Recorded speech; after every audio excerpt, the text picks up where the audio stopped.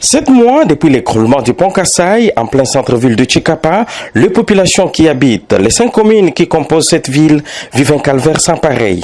Les agents de la fonction publique, les femmes marchandes, les élèves, les étudiants, médecins, infirmiers et bien d'autres personnes sont obligés chaque jour qui passe de traverser cette rivière et c'est à bord des pirogues motorisées, pirogues à pagaille et canons rapides qui n'offrent aucune mesure de sécurité en matière de transport maritime avec tout ce qu'il y a comme risque en cas de naufrage.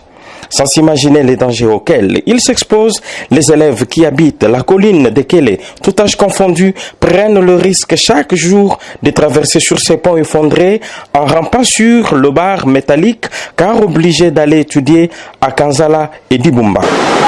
On m'appelle Mwamba Chamala, élève finaliste à l'Institut Gédéon D. Nous traversons les ponts de Kassaï dans ces conditions parce que nous manquons les moyens de traverser la rivière et de traverser par les pirogues. Acte que plus d'une personne condamne, mais qui se passe au vu au su des agents de l'ordre placés à ces ponts afin d'interdire aux piétons d'y passer. Nous interpellons les autorités tant au niveau national. Déjà au niveau national, puisque c'est sur la nationale numéro 1. Donc, ils sont plus interpellés que ceux qui sont ici. Qui regardent la situation qu'il y a ici, c'est catastrophique. Vous vous rendez compte, il y a des jeunes gens, ils sont là, il y a des jeunes gens qui traversent ici.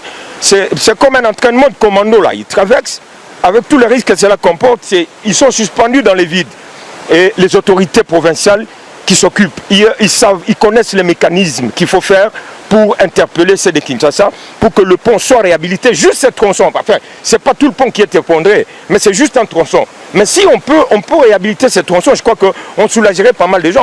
Mais c'est un danger permanent.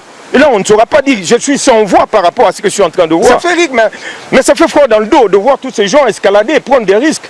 Regardez le courant d'eau qu'il y a là-bas.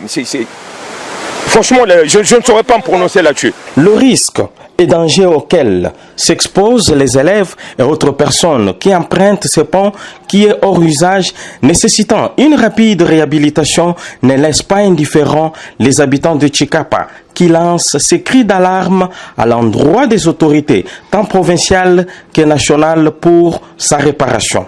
Pour la petite histoire, le pont Kassaï, long de 150 mètres linéaires, a été construit en 1942 par la société belge Forminière qui exploitait les diamants des joailleries à Tchikapa à l'époque coloniale.